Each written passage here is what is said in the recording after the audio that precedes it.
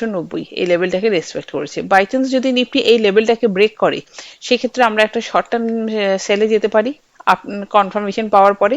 আমাদের তখন প্রথম টার্গেট বেরিয়ে আসতে পারে 25,870 এর লেভেলটা, এটা একটা মাইনার সাপোর্ট। আর আসল সাপোর্টটা আমরা পেতে পারি 25,820 থেকে 780 এই জোনটার মধ্যে। আর ওপরের দিকে আমাদের যে লেভেলগুলো বেরিয়ে আসছে রেজিস্ট্যান্স হিসাবে চার্টিক্যালি, সেটা হচ্ছে 26,020 থেকে 26,000 এর লেভেলটা। আর এটার ওপরে হচ্ছে 26,100 থেকে 140 এর লেভেল। এরপরে আমরা একটু আমাদের অপশন চেনে যে দেখে নিই অপশন চেন আমাদের কি বলছে। আমরা যাই, আমরা দেখতে পাবো যে 26,000 এর লেভেলটা একটা স্ট্রং রেজিস্ট্যান্সে কাজ করতে পারে।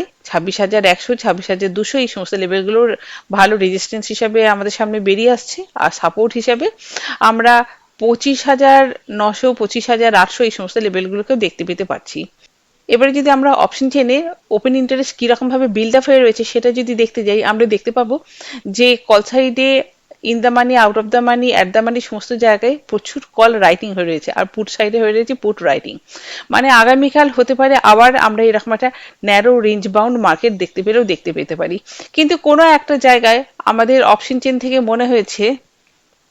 মনে হচ্ছে যে আমাদের ওপরের দিকে রেজিস্ট্যান্স গুলো হয়তো এখন একটু বেশি শক্তিশালী আমাদের সাপোর্টের তুলনায়। আর আমাদের চার্টিক্যালি অ্যানালিসিসটা করে নিই, আমরা তাহলে দেখতে পাবো যে আমরা 26,000 থেকে 26,020 এই জোনটার মধ্যে যদি নিফটিকে পাই, আমরা একটা সেল অ্যান্ড রাইজ করবো। আমরা একটা 20-30 পয়েন্টের স্টপ লস ইউজ করতে পারি স্পটে, মানে 650 স্টপ লসে আমরা এই জোনটাতে একটা সেল অ্যান্ড রাইজ করতে পারি।